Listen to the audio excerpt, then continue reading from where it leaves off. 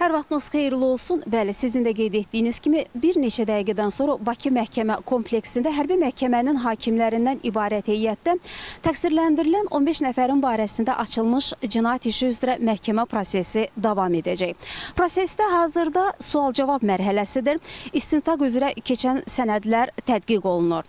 Qeyd edək ki, təqsirləndirilən şəxslər özlərini təqsirli bilməsələr də, onlar həm sərbəst ifadələrində, eyni zamanda onlara ünvanlanmış suallara cavablandırarkən Ermənistan Azərbaycana qarşı apardığı hərbi təcavüzkar müharibəni, Ermənistan dövləti və onun silahlı birləşmələrinin bu təcavüzkar müharibə nəticəsində yaratdığı silahlı qruplaşma. Eyni zamanda o zamanlar yaradılmış qondarma rejim, həmin rejimdə hansı vəzifələri kimlərin tutduğunu, o zamanlar Azərbaycana qarşı aparılan deportasiya, soyqırım siyasətinə, həmçinin 1-ci və 2-ci Qarabağ müharibəsi zamanı törədilən cinayət faktlarını, eyni zamanda 44 günlük vətən müharibəsində hansı postlarda olduqlarını, necə yaralandıqlarını və digər bu kimi məsələləri öz ifadələrində təsdiqləyirlər.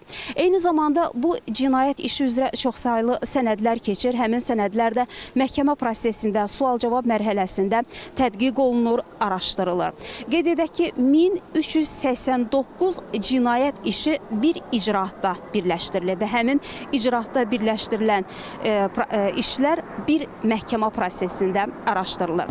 Təqsirləndirilən şəxslərə eyni zamanda zərər çəkmişlərin nümayəndələri də çoxsaylı suallar ünvanlayırlar.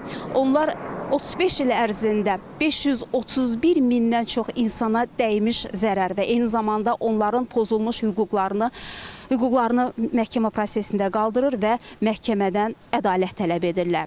Təqsirləndirilən şəxslərin hər biri 2 müdafiəçi vəkillə təmin olunub. Eyni zamanda onlar ifadələrini həm rus dilində, həm də Azərbaycan dilində sərbəst şəkildə ifadə edirlər. Qeyd edək ki, məhkəmə prosesi açıq keçirilir və biz mütəmadi olaraq proseslə bağlı həm növbəti buraxılışda məlumatlar çatdıracağıq, həm də ki, proseslə bağlı bizim reportajımız olacaq. Hələliksə söz studiyada mərkəzdədir.